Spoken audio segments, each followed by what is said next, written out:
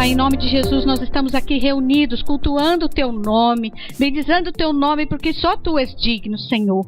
Recebe, Senhor, estes louvores e depois fala conosco através da palavra, Senhor, porque precisamos de Ti. Viver a vida vitoriosamente. Aquele que anda corretamente e fala o que é reto, que recusa o lucro injusto, cuja mão não aceita suborno, que tapa os ouvidos para as tramas de assassinatos e fecha os olhos para não contemplar o mal. É esse o homem que habitará nas alturas. Seu refúgio será a fortaleza das rochas, terá suprimento de pão e água não lhe faltará. Amém, queridos? Vamos orar ao Senhor. Pai que está nos céus, nós te agradecemos neste momento, Senhor. Queremos que Tu, Senhor, venha nos abençoar, nos inspirar, Senhor, para que nós possamos falar dessa palavra. Ó Senhor, abra os corações aqui, Senhor, para receber esta palavra e dê-me capacidade, Senhor, porque eu entendo que capacidade alguma eu tenho para ministrar a Tua palavra. Mas também nós cremos, Senhor, que a capacidade não vem de nós mesmos, mas a nossa capacidade vem de Ti, Senhor. Por isso, Senhor, instrui-me neste momento para passar aos meus irmãos, ó Pai, e a mim mesmo, ó Senhor, esta palavra tão maravilhosa, e que nós possamos aprender aqui, Senhor, nesta tarde, ó Senhor, mais uma porção para vivermos em dias melhores. São essas bênçãos que nós te pedimos, São Pai, em nome de Jesus. Amém. Amém, queridos? Então, amados, na verdade, o que essa palavra está nos dizendo aqui, que Deus, Ele se preocupa com a corrupção do ser humano. Muitos brasileiros até já se perguntaram: onde está Deus nessa situação? Quando é que Ele vai julgar os corruptos? Já que a nossa justiça não faz nada. Fizeram tanto trabalho para prender alguns e o juiz está lá soltando assim um após o outro. Quem são essas pessoas que clamam por justiça? São pessoas incomodadas em assistir corrupto carregando malas de dinheiro. Elas ficam surpreendidas, indignadas com isso, mas que na verdade, se tivesse a oportunidade de ganhar dinheiro com a corrupção, essas mesmas pessoas indignadas estariam fazendo o mesmo. Essas pessoas que estão indignadas não são aqueles mendigos que estão na rua. Você não vê eles falando, muitos deles nem sabem o que está acontecendo. São pessoas que têm seu estabelecimento, têm uma cobertura, têm um teto. Ele tem um carro para ficar nas filas de combustível porque está faltando combustível, ou falaram que vai faltar e correram todos para as filas, estão lá, mas estão indignados. Pessoas que têm condições financeiras até de estocarem alimentos se caso faltar. Vão ao supermercado, fazem uma compra dobrada e falam: vou fazer uma reserva aqui porque se faltar, tiver uma greve. Essas são as pessoas que estão indignadas. Estão indignados não porque existem corruptos lá, porque ele não está lá. Essa é a indignação. Mas como clamar por justiça se o coração dos que clamam também é corrupto? Esse clamor que existe da nação é um clamor falso. É um clamor de pessoas que pedem justiça, mas que na verdade é porque ele não está lá. Porque na verdade ele gostaria de estar lá. Em 1 João 5,19 diz assim: sabemos que somos de Deus e que o mundo todo está sob o poder do maligno. O sistema que está à nossa volta é sistema de corrupção. Mesmo com aqueles que se dizem: não, eu quero que desça o militarismo, eu quero que haja uma intervenção militar, estão levantando bandeira ali, mas ele quer que tenha uma intervenção militar porque ele não está lá, porque ele não está sendo favorecido, ele está com ciúmes na verdade. Em 2 Coríntios 4,4 diz assim: o Deus desta era, o Deus desse século, cegou o entendimento dos descrentes, para que não vejam a luz do evangelho da glória de Cristo, que é a imagem de Deus. Agora, vocês já pararam para pensar nesse versículo aqui, o que significa a palavra descrentes? A palavra descrente é assim: ele era crente, mas de repente ele não acredita mais. O Deus desse século chegou ao entendimento dos descrentes. Então a gente imagina assim: é o pessoal do mundo. Não é não. São pessoas de dentro da igreja que ouvem, mas não creem. Por que não creem? Porque não tem atitude de cristão. Olha o que diz aí no começo. Aqueles que andam o quê? Corretamente. Morar nas alturas não significa que é lá no céu, significa que você vai morar num bom lugar, você estará bem localizado, a tua casa ali dentro dos seus muros, você é um pedacinho do céu que você deve morar. Por isso que é chamado, o lugar que você mora está nas alturas, ou seja, está ligado lá nos céus. A embaixada dos Estados Unidos aqui no Brasil, o pedacinho de terra ou prédio que eles estão dentro, as leis brasileiras não têm vigor dentro daquele pedacinho. Assim é a nossa casa. Por isso que está dizendo aqui que habitará nas alturas. Diga glória a Deus. O pedacinho de terra que você está, aquele entre os muros ali que você está, aquele pedacinho não pertence a esta terra. Pertence ao quê? Pertence aos céus. Habitação das alturas. Porque nós somos embaixadores de Cristo nesta terra. Amém, queridos? Então por isso que nós não precisamos ficar apavorados com o que acontece em redor. Quem abastece a nossa casa é o Senhor. Aleluia. Aleluia. Diga glória a Deus. Glória a Deus. Quem abastece a nossa casa é o Senhor. É por isso que está dizendo aqui que aquele que anda corretamente habitará nas alturas. Olha só que ligação. A tua casa está ligada lá no céu. Você habitará nas alturas. Seu refúgio será fortaleza nas rochas. E Deus diz para o mar assim: o mar receberá o seu limite, ele não passará daqui, ó, e volta. Deus estabeleceu o limite, muitas coisas Deus estabeleceu. Então a lei é para todos. Então isso significa o quê? Que até o ímpio, se ele conseguisse andar corretamente, seria abençoado e habitaria nas alturas. Até o ímpio.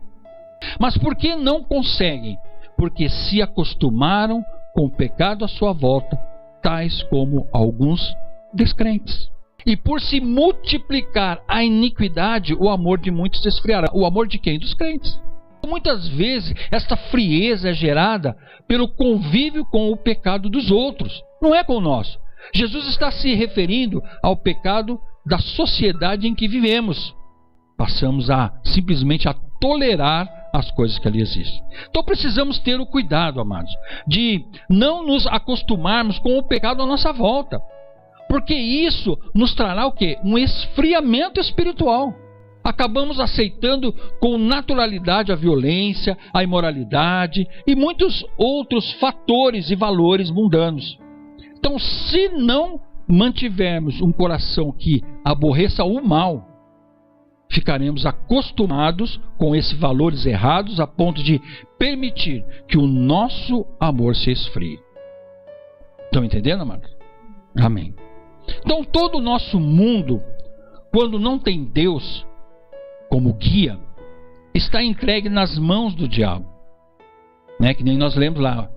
O mundo jaz do maligno e sob o domínio de todo esse mal. Jesus nos comprou por um preço de sangue para vivermos uma vida separada deste mundo. E nós temos que viver fazendo o que é correto, independente do que as pessoas ao nosso redor, do que o nosso vizinho está fazendo incorreto. Qual o problema da gente errar com aqueles que estão fazendo errado? É quando nós vamos falar com o Pai. Pai, me ajuda. Pai, eu preciso de Ti. Eu preciso que Tu me abençoe no meu trabalho. Eu preciso de mais clientes porque eu preciso disso, preciso daquilo. Sabe o que acontece? A palavra de Deus diz assim que Deus não ouve a pecadores. Então viver com Cristo é viver nas nuvens, amados. Totalmente apático aos acontecimentos e incertezas dessa terra. Aquele que anda corretamente, verso 16, habitará nas alturas.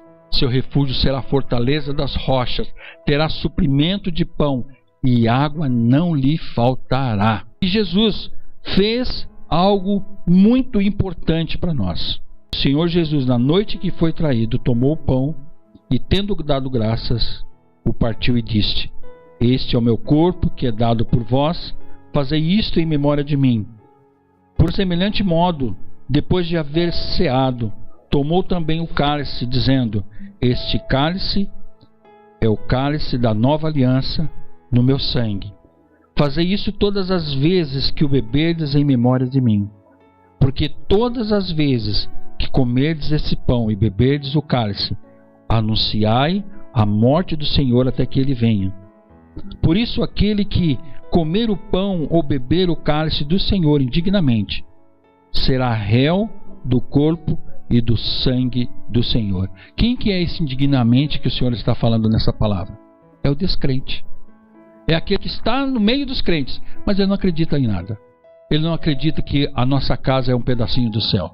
Ele não acredita que nós somos embaixadores de Cristo. Ele não acredita que na nossa casa existe a mão do Senhor sobre ela, sobre nós. Quando nós saímos da nossa casa, estamos indo para o trabalho, voltando, no nosso carro, onde quer que nós encontramos, nós somos guardados, nós nos tornamos filhos de Deus. E quando que nós nos tornamos filhos de Deus? Naquele dia em que nós aceitamos Jesus como nosso único e suficiente Salvador. E aí nós fomos batizados. O que significa o batismo? Quando ele desceu as águas, ele estava acreditando, crendo que ele morreu com Cristo. O velho homem morreu, ficou tudo ali daquela água. E quando ele levantou, ele ressuscitou com Cristo para uma nova vida, para esta vida abundante. E a partir daquele momento que ele ressuscitou com Cristo, ele passou a ter uma nova vida. E ele é o quê? Um novo homem e uma nova mulher ali, aonde quer que ele se levantou. E ali ele vai começar a usufruir as bênçãos de Deus sobre a sua vida. E passa a usufruir as bênçãos como filhos. Filhos de Deus. E como filhos de Deus, nós não temos mais nada a ver com essa terra, com as coisas que acontecem ao nosso redor. Não temos nada a ver com eles. Nós passamos a viver uma vida plena de vitória. Amém, Jesus? O verso 28 deste texto diz assim: examine-se, pois, o homem a si mesmo, e assim coma do pão e beba do cálice. Eu gostaria nesse momento de nós marcarmos aqui 1 minuto para que você faça uma oração particular, interna com Deus, pedindo perdão dos pecados, pedindo perdão de alguma falta, de alguma coisa que está apertando o teu coração, está te acusando, que você coloque na presença de Deus, pedindo perdão por alguém que você não está se relacionando bem. Irmãos, eu quero que você entenda, o que foi ministrado aqui é muito sério, como eu estou entendendo, é claro. E eu quero pedir perdão para você, meu amor. E perdão para você, meu filho. Porque, como já foi dito aqui, a nossa palavra, ela é perigosa se nós não for usado ela com sabedoria. E hoje essa palavra foi totalmente para mim. O meu coração, ele foi tomado de um temor e de um arrependimento, irmãos. E eu não estou falando isso para engrandecer a minha pessoa, mas para engrandecer esse Deus, no qual Ele mesmo nos ensina que aquele que se arrepender será salvo. E eu não estou pedindo perdão para você, filho, e para você, meu bem, por conta da minha salvação, mas porque eu temo este Deus. Então, filho, me perdoa, porque às vezes o pai fala as coisas sem pensar, né? E a palavra fere. Ela pode abençoar, mas ela também pode machucar, ela pode cortar, como uma faca de 2 gumes. Então, diante de Deus, filho, e diante dessas testemunhas, eu te peço perdão, tá, pelas palavras que o pai disse. Para você, meu bem, você me perdoa. Porque se eu não fizesse isso, irmão, como a própria palavra disse, eu não seria digno. O Senhor lhe perdoa, mas tem que haver arrependimento. Amém? No verso 24 diz assim: e Jesus, tendo dado graças, o partiu e disse: isto é o meu corpo, que é dado por vós. Fazei isto em memória de mim. Façamos isso, comemos o primeiro elemento, o pão. No verso 25 diz assim: por semelhante modo, depois de haver ceado, tomou também o cálice, dizendo: este cálice é a nova aliança no meu sangue. Fazei isto todas as vezes que beberdes em memória de mim. Façamos, amado.